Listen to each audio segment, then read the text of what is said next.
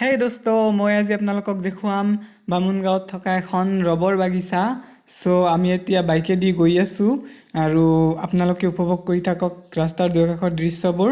অলপ পিছতে আপোনালোকক দেখুৱাম বাগিচাখন আপোনালোকক। এতিয়া মই গৈ আছোঁ বাইকেদি। অলপ পিছতে আপোনালোকে চাব পাৰিব। চাওক কিমান ধুনীয়া, ইয়াৰে পৰা দেখা গৈ আছে কিমান বাগিচাখন কিমান ডাঙৰ হয়।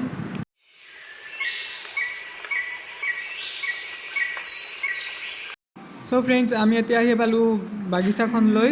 আপোনালোকে চাই আছে কিমান ধুনীয়া বাগিচাখন।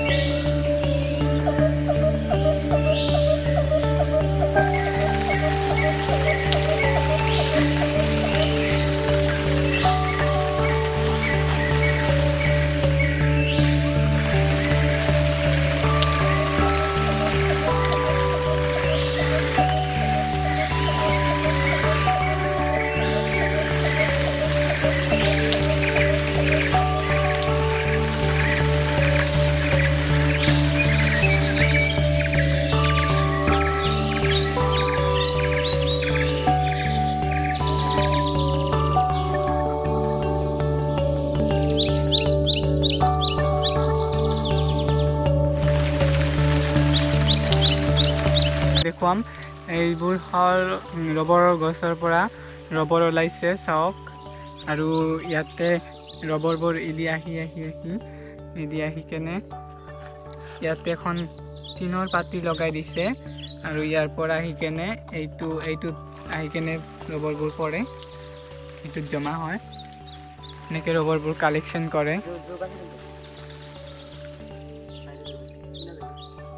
এনেকৈ কালেকশ্যন কৰে ৰবৰবোৰ। প্ৰচেছটো কিমান ধুনীয়া হয় আৰু ইজি হয়। জাষ্ট ইয়াতে স্কিনখিনি কাটি দি কেনে ইয়াৰে পৰা ৰবৰবোৰ ওলোৱা হয়।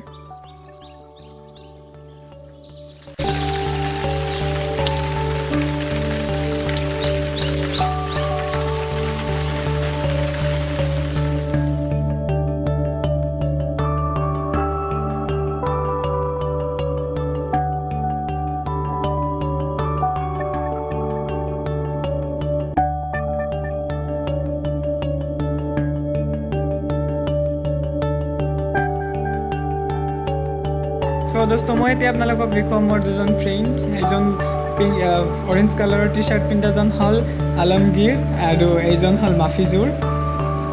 সেই দোস্ত, আপোনালোকে এতিয়া চাওক কিমান ধুনীয়া ৰবৰ বাগিচাখন। আৰু এইখন যোনখন ঘৰ এখন দেখা পাই আছে সৰু, এইখনত মানুহ এজন থাকে আৰু ইয়াতে ৰবৰবোৰ পহৰা দিব লাগে, নহ'লে বেলেগে আহি চুৰ কৰি লৈ যাব পাৰে। আৰু মই আপোনালোকক অলপ পিছতে দেখুৱাম ৰবৰবোৰ কেনেদৰে কালেকশ্যন কৰি কেনে সেইবোৰেদি কি কৰে, কেনেদৰে কিবা এটা শ্বেপ দিব লাগে সেইটো দেখাম।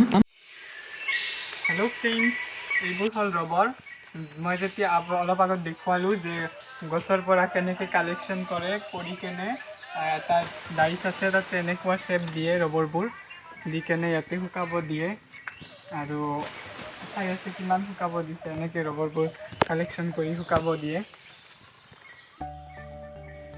দোস্ত, এতিয়া আমি ঘৰত গুচি যাম। মোৰ ফ্ৰেণ্ডছ এজনে বাইকখন লৈ গৈ আছে। ফ্ৰেণ্ডছ, যদি ভিডিঅ'খন ভাল লাগিছে তেনেহ'লে মোৰ চেনেলখন ছাবস্ক্ৰাইব কৰি দিব, ভিডিঅ'বোৰ শ্বেয়াৰ কৰিব প্লিজ।